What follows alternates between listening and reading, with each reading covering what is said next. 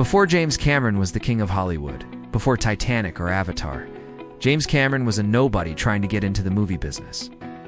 In fact, if you've ever heard his story, you probably know that he got there by slinging pizzas, saving up money, and then making a knockoff of Star Wars called the Terminator. But this is a bit of a Hollywood myth. Yeah, it's true that Cameron worked odd jobs while trying to make it as a director, and that he made a low-budget sci-fi action flick that featured a cyborg assassin. But how he got there is a lot more interesting. So here's the untold story of how James Cameron broke into Hollywood, starting with nothing but a dream. I'm your host, and you're watching this channel. This is the story of James Cameron, the unlikely success story. James Cameron grew up loving movies. However, he never considered becoming a filmmaker until he saw Star Wars at age 17. That's when he decided to become a director, started taking classes at a local community college, learning as much as he could about filmmaking. But soon he realized that he didn't want to go to film school. Instead, he wanted to get to Hollywood and learn the ropes on the job. So that's exactly what he did. He moved out to LA with nothing but the clothes on his back and a dream. Enough. He found himself living out of his car and sneaking onto various studio lots in order to steal footage from their props departments. Not only was this an easy way to acquire expensive gear, but it also helped Cameron learn the ins and outs of filmmaking, especially on a budget. And he wasn't alone. Many of his fellow filmmakers and even some famous directors have done the same thing. It's a rite of passage for many aspiring directors. Then came Cameron's first brush with Hollywood greatness. When he was 20 years old, he met Roger Corman, the king of low-budget cinema. Corman gave Cameron a chance, hiring him as a production assistant on his 1980 film, Galaxy of Terror.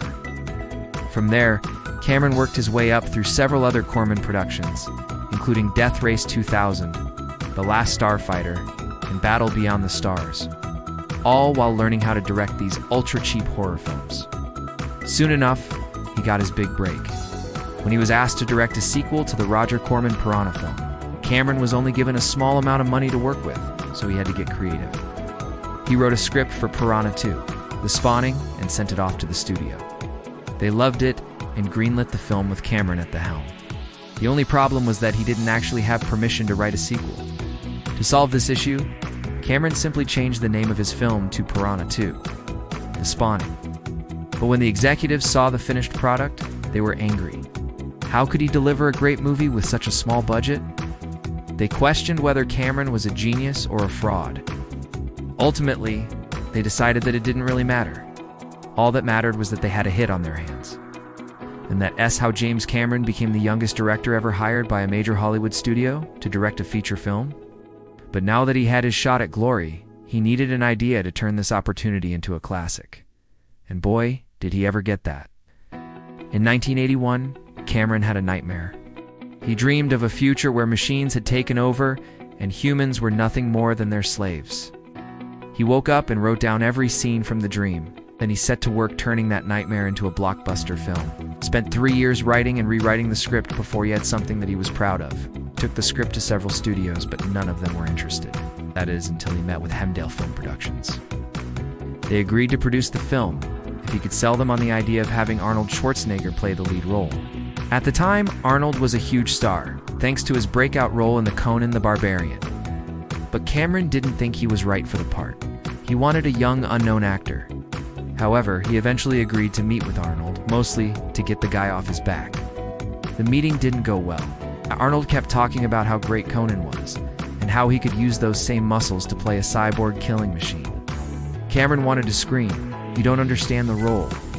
But instead, he smiled and said, "Yeah, okay, let's do it." After the meeting, Cameron sat down to write the next draft of the script. And when he was done, he had created one of the greatest action films of all time. But he still had to convince someone to produce it. Cameron managed to sell the script to Hemdale for only $1. The catch was that he would only get paid the dollar if the studio used Arnold Schwarzenegger as the lead actor. As soon as the deal was signed, Cameron went into pre-production mode.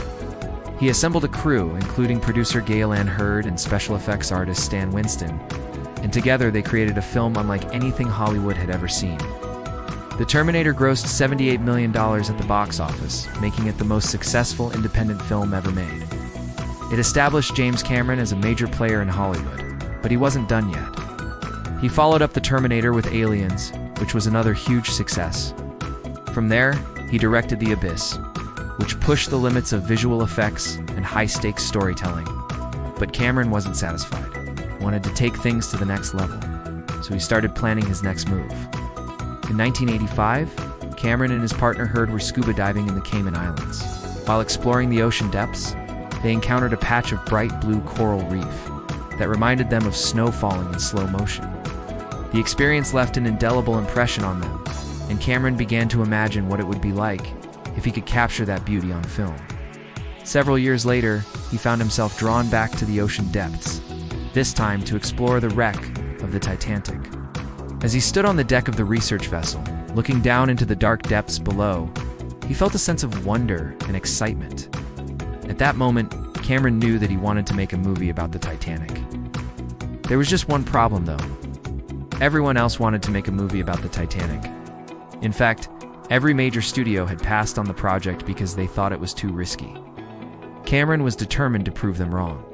He spent years researching the sinking of the ship and developing a script that he felt captured its grandeur and tragedy.